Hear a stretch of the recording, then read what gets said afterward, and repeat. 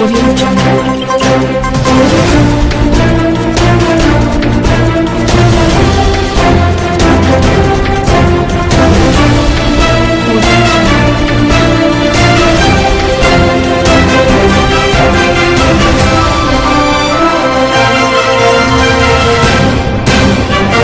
C'est l'heure de vous informer, mesdames, messieurs, et bienvenue dans cette grande édition du journal. À la une des actualités, fin de la grève du personnel administratif de l'Assemblée nationale, ceci après des échanges entre le membre du bureau de cet organe délibérant et le vice-premier ministre en charge de la fonction publique, à l'issue duquel il a été convenu la création d'une commission tripartite pour pallier à cette crise. Depuis la baisse du prix de carburant à Kinshasa, le prix du transport n'a pas changé. Au contraire, certaines courses restent élevées pour de longs trajets, dénoncent quelques usagers. Vous suivrez des réactions dans ce journal. Encore une fois, merci et bienvenue dans ce journal. D'abord, cette information au cours d'un point de presse tenu ce mercredi 29 octobre par le secrétaire permanent de l'Union sacrée de la Nation, André Mbata Kinshasa, l'honorable Membo Sangara, élu de la circonscription électorale de Walungu dans le Sud Kivu, a été choisi comme candidat unique de la majorité parlementaire pour briguer la présidence de l'Assemblée nationale. Nous y reviendrons avec force détail au cours de notre prochaine édition. Je l'ai annoncé en titre, le bureau de l'Assemblée nationale, conduit par le président intérimaire Isaac Chilumbai, accompagné du deuxième vice-président Christophe Mbossonkodia et du rapporteur Jacques Njoli, a échangé mardi 28 octobre dernier avec le vice-premier ministre en charge de la fonction publique Jean-Pierre Liao, ainsi qu'avec le cadre et agent de l'administration parlementaire en grève depuis un mois. À l'issue de cette rencontre, il a été décidé la mise en place d'une commission tripartite en vue de trouver une issue pacifique et durable à cette crise sociale. Suivez. C'est au cours de cet échange qui a réuni le membre du bureau de l'Assemblée nationale, composé notamment du président ad intérim Isaac Jean-Claude Chilumbai, du deuxième vice-président Christophe Mbossonkodia et du rapporteur Jacques Njoli, ainsi que les cadres et agents de l'administration de l'Assemblée nationale, avec le premier ministre en charge de la fonction publique Jean-Pierre Liao, mardi 28 octobre, qui est le président ad intérim de la Chambre basse du Parlement, a fait l'économie de la situation générale de la grève des agents et cadres de la Chambre basse du Parlement, ainsi que les différentes négociations menées avec ces derniers en vue de la résolution de la crise. Nous avons été contents de l'expertise qu'il nous a apportée sur la résolution de cette crise et le dialogue social qu'il a prôné, que nous avions déjà prôné ici. Il faut dire aussi que la grève du personnel administratif est aussi intervenue du fait de beaucoup de malentendus, des choses qui n'ont pas été bien expliquées et bien comprises. Il s'agit de revendications relatives à l'augmentation de salaire, une situation qui a été discutée en temps réel avec le gouvernement de la République, qui a formulé des propositions de réponses qui nous avancent déjà à bien d'égards. Donc ici, c'était pour nous l'occasion d'évaluer les mesures qui ont été mises en place en termes de sécurisation du palais du peuple, de suite des incidents survenus lors de la plénière du vendredi passé, mais aussi de pouvoir trouver un cadre permanent de concertation dans lequel nous serons accompagnés par le vice-premier ministre pour des solutions définitives. Pour sa part, le vice-premier ministre, ministre de la fonction publique, s'est réjoui d'avoir été associé à ces processus de discussion mettant autour d'une table le fonctionnaire de l'Assemblée nationale et les décideurs, dans l'optique de résorber la crise au sein de cette deuxième institution du pays. Dans ces échanges, il a été décidé la mise en place d'une commission tripartite censée résoudre une fois pour toutes les revendications contenues dans les cahiers de charges des agents et cadres du Palais du Peuple. Aussi, lui exprimer toute ma gratitude d'avoir bien voulu m'associer à ces processus de dialogue. Nous avons décidé donc de mettre en place un cadre d'échange, un cadre de dialogue, de discussion. Et comme vous le savez, lorsqu'il y a grève et que l'employeur décide finalement de mettre en place un cadre, eh bien la grève est automatiquement suspendue. Ça relève du droit syndical élémentaire. C'est ce que les agents ont eux-mêmes compris. Et le bureau s'est montré tout à fait ouvert à la possibilité, à la proposition que nous avons faite de mettre en place cette commission tripartite afin d'examiner dans le détail certaines revendications et dans le semaine, mois à venir, lever des options, notamment par rapport à des options qui seront portées par les budgets qui va bientôt être examiné par les parlements. Une option saluée notamment par ces fonctionnaires du Parlement. Séance tenante, le gréviste ont décidé de lever la grève et compte désormais reprendre le travail de ce jeudi 30 octobre. L'actualité, c'est aussi lors d'une réunion hebdomadaire du comité de conjoncture économique présidé par la première ministre Judith Suminwa. Il a été annoncé dans le tout prochain jour une baisse de prix sur le marché et la population est donc invitée à s'approprier du franc congolais. Suivez. Nous sommes réunis en conjoncture autour de l'excellence Madame la Première ministre pour analyser la situation conjoncturelle du pays pour la semaine que nous avons déjà débuté depuis, je veux dire, ça fait une semaine maintenant qu'on analyse régulièrement. Donc, il est sorti de ces analyses que la situation est essentiellement sur le franc congolais, comme tout le monde l'attend. Effectivement, on constate qu'il y a une accalmie. Et nous avons eu de bonnes nouvelles de la part du gouverneur de la Banque centrale, que les choses sont en train de se calmer, bien sûr, parce qu'il faut justement éviter qu'il y ait ces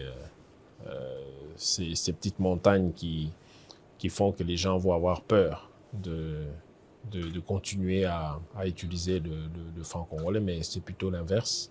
Ils doivent être rassurés que le cours d'échange va se stabiliser, et que dans les prochains jours, nous devrions constater petit à petit la stabilisation aussi au niveau des prix de biens sur le marché, des prix de biens et des services sur le marché.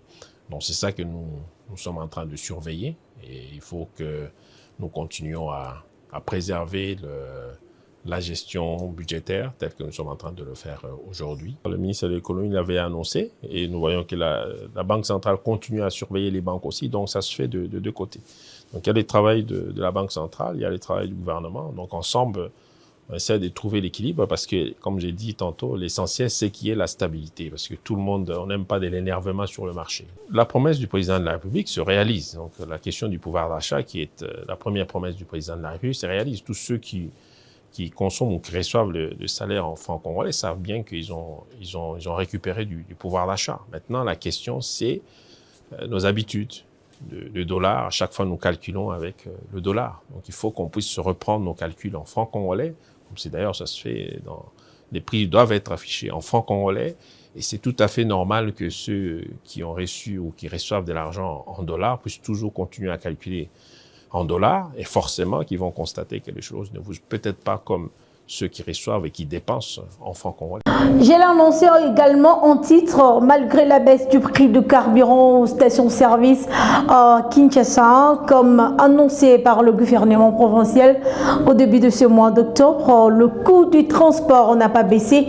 Au contraire, le coût de certaines trajectoires reste élevé, dénonce quelques usagers interrogés par Dorcas Pambo. Suivez cet élément. C'est depuis le début de ce mois d'octobre que le prix du carburant a connu une baisse de 10%, où les prix d'un litre d'essence à la pompe est passé de 2990 francs à 2690 francs congolais. Malheureusement, les coûts des transports n'ont pas baissé à Kinshasa. Au contraire, les tarifs sont restés élevés pour certaines trajectoires. Certains usagers approchés dénoncent le fait que certains conducteurs de taxi-bus et motos fixent leurs prix de manière arbitraire, sans tenir compte de l'évolution économique du pays. Ces derniers ont déploré aussi les phénomènes de mi-terrain initiés par d'autres chauffeurs pour gonfler leurs versements. Les transports au contraire augmentent du jour au jour. Je paye 6 000 francs aller-retour pour aller acheter mes articles à Libongo. Et la course Rond-Point Ngaba, Cité Verte, toujours à 1 000 francs congolais. Et ces prix varient vers 20h, 21h. On paye Rond-Point Ngaba, Cité Verte à 2 000 UPN, 3 000 francs à prendre ou à laisser. Depuis cette annonce de la baisse du prix du carburant, nous les usagers, nous ne sentons pas son impact sur le terrain. Je viens de Kimwenza Mission jusqu'ici à l'arrêt Bel Air, je payais 2 000 francs en moto. Est-ce que les autorités sont vraiment au courant de cette souffrance de la population? Malgré ces dénonciations, rien ne change. C'est vraiment déplorable. Les prix du transport n'ont pas baissé jusque-là. Je fais mes courses souvent vers Makaya Tombo. Auparavant, je payais 1 000 francs congolais, mais actuellement, c'est à 1 500 francs. Imaginez.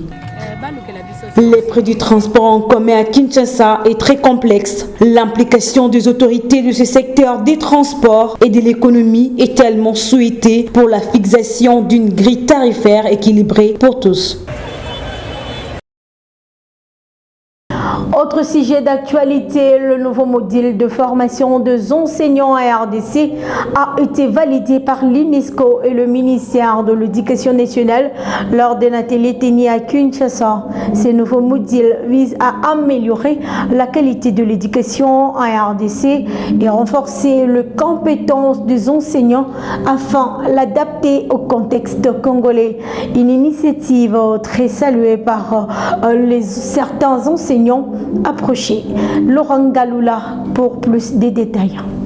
C'est dans l'objectif d'améliorer la qualité de l'éducation à RDC en renforçant les compétences des enseignants grâce à des modules pédagogiques de qualité adaptés au contexte congolais qu'un nouveau module de formation des enseignants à RDC a été validé par l'UNESCO et le ministère de l'Éducation nationale lors d'un atelier tenu à Kinshasa. Une fois finalisés et numérisés, ces modules deviendront de référence nationale pour plus de 15 000 enseignants dans les 5 premières provinces cibles du projet efficace. Une initiative très saluée par certains enseignants du complexe scolaire Marie-Jeanne à Mongafula qui sollicitent aussi auprès du gouvernement l'ajout de certains matériels didactiques. Ce module a été le bienvenu chez nous parce que les enfants se sont vite retrouvés avec ce nouveau module.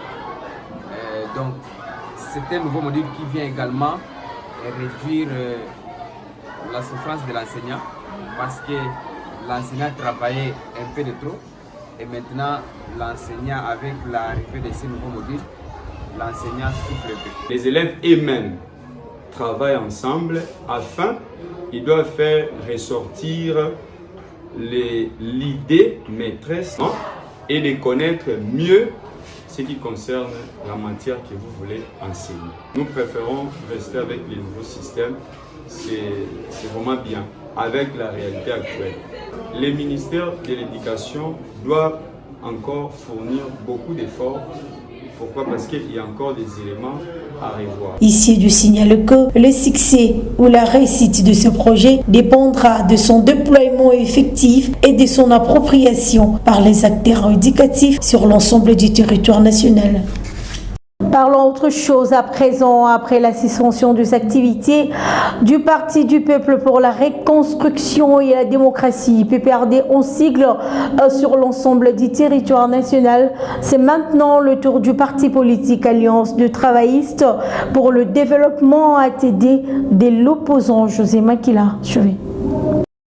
Visiblement, les bras de fer entre les gouvernements congolais et les opposants politiques du pays ayant participé au conclave organisé du 14 au 15 octobre 2025 à Nairobi, au Kenya, semble être déclaré après avoir frappé d'une sanction les partis du peuple pour la reconstruction et la démocratie, les partis chers à l'ancien président de la République, Joseph Kabila Kabange, c'est le tour d'un autre parti politique dont son leader a participé également au conclave de Nairobi de subir la sanction. Il s'agit du parti politique Alliance des travaillistes pour le développement, cher à l'opposant congolais José Makila Soumanda, qui a écopé d'une suspension de la part du gouvernement central interdisant toutes les activités du parti sur l'ensemble du territoire national. Il est reproché à José Makila de s'adhérer à la philosophie d'agression du pays partagée par Joseph Kabila. Par ailleurs, le ministre de l'Intérieur, Sécurité, Décentralisation et Affaires coutumières, Jacquemaine Chabani Louko, charge le secrétaire général aux relations avec les partis politiques du ministère de l'exécution du présent arrêté. La dépigmentation de la peau en République démocratique du Congo est devenue un sérieux problème de santé publique. Je vais cet éditorial. La République démocratique du Congo, considérée comme le réservoir mondial de ressources naturelles, se trouve malheureusement confrontée aux problèmes liés à la production de biens. La plus grande partie des produits consommés en RDC viennent des importations. Après enquête, il a été remarqué que certains produits proviennent des contrebandes, souvent fabriqués dans des ateliers artisanaux à l'abri de tout contrôle étatique. Certains produits de consommation courante ne sont pas consommés par le producteur et la commercialisation est strictement interdite dans le pays de production. Certains produits cosmétiques ont été produits uniquement pour être consommés en RDC. Pouvons-nous prendre les cas de produits cosmétiques bourrés d'hydroquinone et hautement cancérigènes? Il est important de dire que ce produit crée un désastre sanitaire en RDC. De femmes, des hommes, jeunes et vieux, politiciens, militaires, policiers, pasteurs, parlementaires, tous sont touchés par ces dépigmentations de la peau suite à l'usage chronique de l'hydroquinone. Le cancer de la peau est devenu une pathologie qui détruit la joie familiale et crée une dépendance chronique aux produits dérivés utilisés pour cacher temporairement le dégât causé par l'usage de produits bourrés d'hydroquinone. Ces fléaux qui se développent dans la société congolaise ne devraient-ils pas être stoppés pour sauver cette population en danger? Même les bébés ne sont pas épargnés par ces fléaux. Dans la gamme de produits cosmétiques réservés aux bébés, nous trouvons certains produits bourrés d'hydroquinone. L'office chargé de contrôler le produit à consommer sur les sols congolais est-il outillé pour analyser le méfait de ces produits? Pour sauver le vie humaine, n'est-il pas important de pénaliser la production, la commercialisation et l'usage de produits bourrés d'hydroquinone? Toute entrée de ces produits sur les sols congolais devrait être prohibée et punissable. La RDC mérite une protection contre les investisseurs véreux et inhumés. Affaire à suivre. Et puis, votre rédaction a fait un constat sur le méfait de l'alcool chez le jeune. Cette classe juvénile, considérée comme l'avenir de demain, malheureusement, ces derniers sont encore inconscients ou désorientés, regrettent certains jeunes. Ils sont au micro de Dora Diongo. La jeunesse est la période de la vie située entre l'enfance et l'âge adulte et cela se manifeste par des transformations physiques et psychologiques. Certains jeunes face à l'adolescence cherchent à tout découvrir et à tout consommer alors que leur cerveau est encore fragile. L'alcool cause beaucoup plus de mal à la jeunesse en leur détruisant le cerveau et leur capacité de réfléchir, voire leurs organes qui sont encore fragiles. À Kinshasa par exemple, l'alcool distrait aussi beaucoup la jeunesse congolaise. Sous l'effet de l'alcool, plusieurs deviennent déconcentrés, désorientés, désemparés, sans vision ni même sans ambition. Certains deviennent violents et déséquilibrent, dénoncent certains jeunes consciencieux interrogés.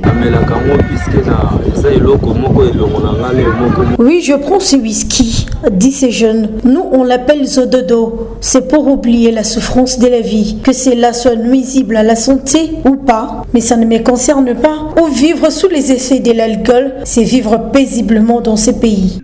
Et puis après, sur le terme des objectifs et des concentrations, vous voyez, quelqu'un qui n'est pas trop lucide, qui n'est pas trop sobre, qui est toujours en état d'ébriété, c'est vraiment très difficile pour cette personne-là d'être dans l'optique de ce qu'il veut faire. Et l'alcool joue un grand rôle de distraction dans la jeunesse, sur le plan mental, sur le plan de la santé, Et même des fois sur le plan social, puisqu'on a des frères, des fois c'est des parents et tout, mais à force de prendre de l'alcool non modéré, ça finit très mal. Et moi, personnellement, même quand on dit ouais, il faut le prendre d'une manière modérée, moi je reste quand même sceptique, moi je reste quand même sceptique, parce que je pense que la jeunesse en ce moment-là, on devrait vraiment se concentrer sur nos objectifs. Par rapport à le fait de l'alcool sur la jeunesse, je dirais que c'est vraiment très néfaste. Pourquoi? Parce que quand on analyse un peu ce qui se passe ici à Kinshasa, il y a beaucoup de jeunes qui ont des diplômes, qui sont licenciés ou même qui ont des diplômes d'État, mais ils sont vraiment très distraits par l'alcool. Il y a l'alcool et les femmes, c'est vraiment la jeunesse congolaise, mais l'alcool est très néfaste parce que ça nous empêche au fait d'avoir une vision claire. C'est vraiment une très grande distraction. Actuellement, plusieurs méfaits d'alcool sont à signaler, tels que les accidents et les troubles mentaux, dont sont victimes la classe juvénile congolaise, considérée comme l'avenir de demain. Ainsi, le gouvernement est donc invité à prendre des mesures pour aider cette jeunesse congolaise de devenir plus responsable pour leurs jours à venir, en créant et en construisant des centres de désintoxication, car la jeunesse est l'avenir de demain, dit-on. Parlons sport dans ce journal. Si je fais la une de médias ces derniers jours, la probable plainte introduite par le club sud-africain d'Orlando Pirates demandant la disqualification du football club Saint-Éloi Lupopo de Lubumbashi en Ligue des Champions de la CAF pour avoir laissé son entraîneur sur le banc lors de matchs aller-retour du 12e tour de cette compétition. À cet effet, le secrétaire général des cheminots éclaire la lanterne. Nous, c'est le secrétariat général du FC Saint-Éloi Lupopo. C'est vraiment sur insistance que nous avons décidé de briser le silence. Je suis triste parce que je venais d'arriver aujourd'hui même vers 13h d'Afrique du Sud. Je n'ai lu aucun média sud-africain qui a parlé d'une plainte d'Orlando. Il n'y a qu'au Congo où ça s'alimente. Guy Boukassa, le coach de Lupopo, ou Guy Boukassa, le sélectionneur de Léopard. Guy Boukassa, le coach de Lupopo, n'a jamais reçu même un avertissement de la CAF. Donc le coach Guy Boukassa de Lupopo n'est pas suspendu. Guy Boukassa, le sélectionneur de Léopard U20, effectivement il est suspendu pour 6 matchs. 6 matchs de compétition CAF. D'après la lettre que nous avons vue aussi par les réseaux sociaux ou par plusieurs autres canaux officieux, pas officiels. Et donc, Guy Boukassa a été validé le match de El Merreikh, les 2 matchs de El Merreikh et les 2 matchs de Orlando Pirates. À ce jour, Orlando Pirates n'a jamais objecté la présence de Guy Boukassa sur l'aire de jeu. Pourtant, on a joué, ou la RDC a joué contre l'Afrique du Sud. La sanction de Boukassa en équipe nationale vient de l'Afrique du Sud. Mais les Sud-Africains n'en parlent pas. Enfin, pour terminer, disons, les Léopards seniors dames de la RDC se sont fait éliminer de la course pour la qualification à la phase finale de la prochaine Coupe d'Afrique de Nations féminine 2026 par le Banyanya de l'Afrique du Sud. C'est après leur défaite d'un but à 0 dans les ultimes minutes mardi 28 octobre dernier à Johannesburg sur le compte du match retour de cette compétition. Grosse déception pour les Léopards seniors dames de la République démocratique du Congo qui évoluent en déplacement à Johannesburg, battu 1-0 dans les dernières minutes du match par les Banyana de l'Afrique du Sud au match retour des éliminatoires de la Coupe d'Afrique des Nations féminine 2026. Après avoir été accroché un but partout au match aller à Kinshasa il y a une semaine, les Fauves congolais pensaient pouvoir réaliser l'exploit de valider leur ticket pour la prochaine Coupe d'Afrique des Nations en terre sud-africaine. Mais c'était sans compter sur une équipe sud-africaine très mature à Dobsonville, stadium de Johannesburg. Résistante sur l'ensemble du match, les Congolaises ont concédé l'unique but à la 91e minute suite à un laxisme défensif. De quoi nourrir des regrets les sélectionneurs Pamphile Mario Kazembe en conférence de presse d'après-match qui est revenu sur les nombres d'occasions ratées au match aller. Des équipes ont joué. Donc il y avait un bon sparring entre les deux équipes pendant le match. Et les opportunités dans les deux camps, il y en a eu. Donc nous avons eu des occasions pour tuer les matchs. Et l'équipe adverse aussi a eu des occasions. Et voilà, la toute dernière, c'est là où ça nous fait mal. Quand elle marque dans les dernières minutes. Merci, effectivement, quand on a joué chez nous à Kinshasa, on a eu des occasions pour tuer la partie. Mais bon, la chance ne nous avait pas souri et on s'était dit que tout était possible. Et dans le football, tout est possible. On le sait, donc il fallait venir tenter notre aventure ici pour pouvoir aussi chercher à marquer des buts et puis faire la différence pour avoir cette qualification. Nous, on y croyait parce que c'est vrai, le Banyanya, c'est une très bonne équipe, mais il y avait en face les Léopards de la RDC qui a tenu aussi tête haute. Les Léopards seniors dames de la République démocratique du Congo restaient sur une série de 5 matchs officiels sans victoire pour un bilan de 4 défaites et un match nul. Fin ce journal, mesdames, messieurs, mais d'abord les rappels des titres. Fin de la grève du personnel administratif de l'Assemblée nationale, ceci après des échanges entre le membre du bureau de cet organe délibérant et le vice-premier ministre en charge de la fonction publique, à l'issue duquel il a été convenu la création d'une commission tripartite pour pallier à cette crise. Depuis la baisse du prix du carburant à Kinshasa, le prix du transport n'a pas changé. Au contraire, certaines courses restent élevées pour de longs trajets, dénoncent quelques usagers. Vous avez suivi de réactions dans ce journal. Voilà, mesdames, messieurs, c'est par cette note sportive que nous bouclons complètement cette édition du journal. Merci à vous tous de m'avoir suivi. D'ici là, portez-vous bien et bon suite au programme sur nos antennes. Au revoir. Audio Jungle.